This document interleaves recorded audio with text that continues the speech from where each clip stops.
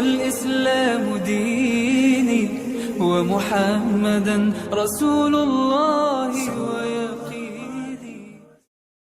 صحیح بخاری حدیث نمبر 231۔ حضرت عائشہ رضی اللہ تعالی عنہا نے فرمایا کہ میں رسول کریم صلی اللہ علیہ وسلم کے کپڑے سے منی کو دھو ڈالتی تھی، پھر آپ نماز کے لیے باہر نکلتے اور دھونے کا نشان یعنی پانی کے دھبے کپڑے میں ہوتے۔ صحیح بخاری حدیث نمبر 232۔ حضرت عائشہ رضی اللہ تعالی عنہا رسول کریم صلی اللہ علیہ وسلم کے کپڑے سے منی کو دھو ڈالتی تھیں۔ وہ فرماتی ہیں کہ پھر کبھی میں ایک دھبا یا کئی دھبے دیکھتی تھی۔ صحیح بخاری حدیث نمبر 233۔ کچھ لوگ اوقل یا اورینا قبیلوں کے مدینے میں آئے اور بیمار ہو گئے۔ رسول اللہ صلی اللہ علیہ وسلم نے انہیں لقاح میں جانے کا حکم دیا اور فرمایا کہ وہاں اونٹوں کا دودھ اور پیشاب پئیں۔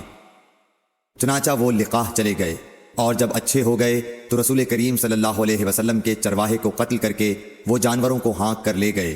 الصبح رسول کریم صلی اللہ علیہ وسلم کے پاس اس واقعے کی خبر آئی تو آپ نے ان کے پیچھے آدمی دوڑائے۔ دن چڑھے وہ حضور صلی اللہ علیہ وسلم کی خدمت میں پکڑ کر لائے گئے۔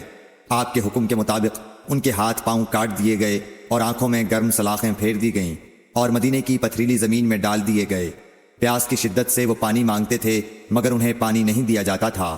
ابو قلابہ نے ان کے جرم کی سنگینی ظاہر کرتے ہوئے کہا کہ ان لوگوں نے چوری کی اور چرواہوں کو قتل کیا اور آخر ایمان سے پھر گئے اور اللہ اور اس کے رسول سے جنگ کی۔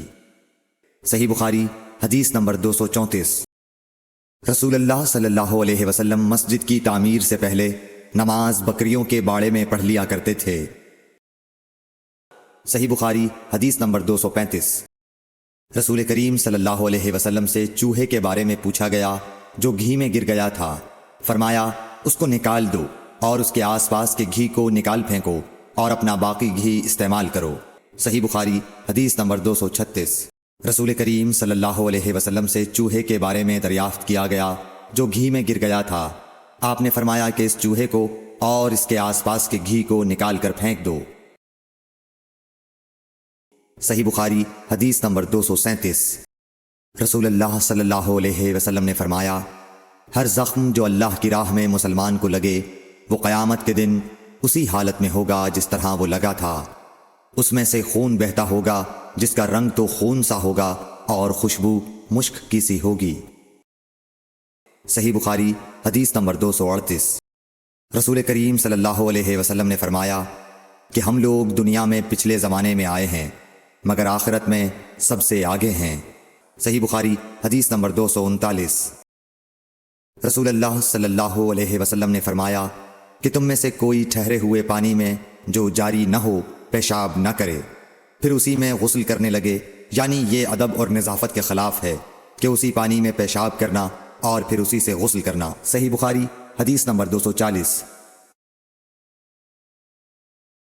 ایک دفعہ رسول کریم صلی اللہ علیہ وسلم کعبہ شریف میں سجدے میں تھے۔ ایک دوسری سند سے رسول اللہ صلی اللہ علیہ وسلم کعبے کے نزدیک نماز پڑھ رہے تھے اور ابو جہل اور اس کے ساتھی بھی وہیں بیٹھے ہوئے تھے، تو ان میں سے ایک نے دوسرے سے کہا کہ تم میں سے کوئی شخص ہے جو قبیلے کی جو اونٹنی ذبح ہوئی ہے اس کی اوجڑی اٹھا لائے اور لا کر جب محمد صلی اللہ علیہ وسلم سجدے میں جائیں تو ان کی پیٹھ پر رکھ دے۔ یہ سن کر ان میں سے ایک سب سے زیادہ بدبخت آدمی اٹھا اور وہ اوجڑی لے کر آیا اور دیکھتا رہا۔ جب آپ نے سجدہ کیا تو اس نے اس اوجڑی کو آپ کے دونوں کندھوں کے درمیان رکھ دیا۔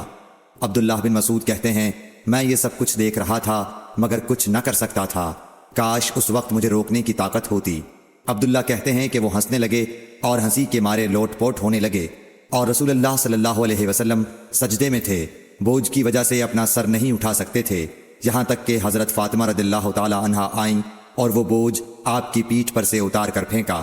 تب آپ نے سر اٹھایا، پھر 3 بار فرمایا یا اللہ تو قریش کو پکڑ لے۔ یہ بات ان کافروں پر بہت بھاری ہوئی کہ آپ نے انہیں بد دعا دی۔ عبداللہ کہتے ہیں کہ وہ سمجھتے تھے کہ اس شہر مکے میں جو دعا کی جائے وہ ضرور قبول ہوتی ہے۔ پھر آپ نے ان میں سے ہر ایک کا جدا جدا نام لیا کہ اے اللہ ان ظالموں کو ضرور ہلاک کر دے۔ ابو جہل، عتبہ بن ربیعہ، شیبہ بن ربیعہ، ولید بن عتبہ، امیہ بن خلف اور عقبہ ابن ابی معیط کو۔ 7ویں آدمی کا نام بھی لیا مگر مجھے یاد نہیں رہا۔ اس ذات کی قسم جس کے قبضے میں میری جان ہے کہ جن لوگوں کے بد دعا کرتے وقت آپ نے نام لیے تھے، میں نے ان کی لاشوں کو بدر کے کنویں میں پڑا ہوا دیکھا۔